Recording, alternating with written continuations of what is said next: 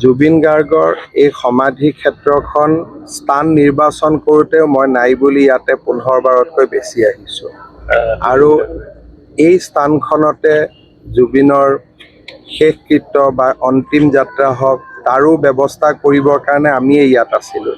কিন্তু পিছত ৰাজনীতিৰ লগত জড়িত মানুহসকলে ইয়াক লৈ ইমান ৰাজনীতি কৰিলে যে এটা সময়ত ইয়াত আহিব বেয়া লগা হৈ গ'ল, কাৰণ ইয়াতে জুবিনতকৈ ৰাজনীতিৰ কথা বেছি আলোচনা হোৱা আৰম্ভ হ'ল। আৰু মই জানিছিলোঁ যে ইলেকশ্যন হোৱাৰ পিছত লাহে লাহে ৰাজনীতি শেষ হ'ব আৰু জুবিনৰ যি আচল যিটো মানুহ বা আচল যিটো চৰিত্ৰ, আচল যিটো সত্তা, আচল যিটো শিল্পী মন, সেইটো নিজে নিজে প্ৰকাশ হ'ব। আৰু আজি মই অনুভৱ কৰোঁ যে লাহে লাহে মানুহে জুবিনৰ স্মৃতি কেনেকৈ জীয়াই ৰাখিম, সংগীত কেনেকৈ জীয়াই ৰাখিম, তেওঁৰ অৱদানসমূহক কেনেকৈ জীয়াই ৰাখিম, মানুহে তাৰ বিষয়ে আলোচনা কৰিব। ৰাজনীতি শেষ হ'ল আৰু মই ভাবোঁ যে ভৱিষ্যতেও যাতে জুবিনক লৈ মানুহে ৰাজনীতি নকৰে, যাতে জুবিনৰ আচল সত্তাটো জীয়াই থাকিব পাৰে। কাৰণ মই নিজে অনুভৱ কৰোঁ, যিমান মানুহে জুবিন ক্ষেত্ৰত আহি ৰাজনীতি কৰিলে, সাধাৰণ মানুহৰ কোৱা নাই, যিসকলে ইয়াত বেছিকৈ আহি ৰাজনীতি কৰি আছিল, জীয়াই থকা দিনত তেওঁলোকে জুবিন গাৰ্গক সদায় সমালোচনাই কৰিছিল। গতিকে এইবিলাক বন্ধু হৈছিল অকল এটা পাৰপাছ লৈ।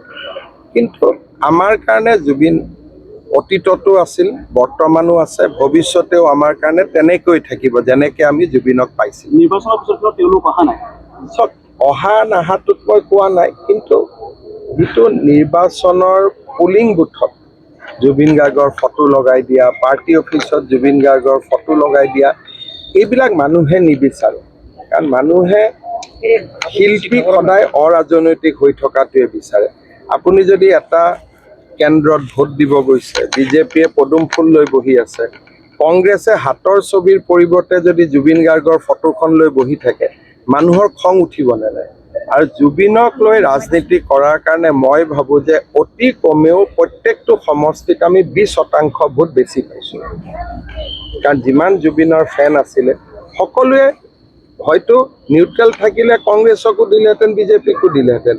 কিন্তু যেতিয়া জুবিনৰ ফটোখন লৈ পুলিং বুথত ৰাজনীতি কৰা দেখিলে, মই ভাবোঁ যে শেষ মুহূৰ্তত আমাৰ 20%, 15%, 30% ভোট আমাৰ ফালে যোগ হৈছে।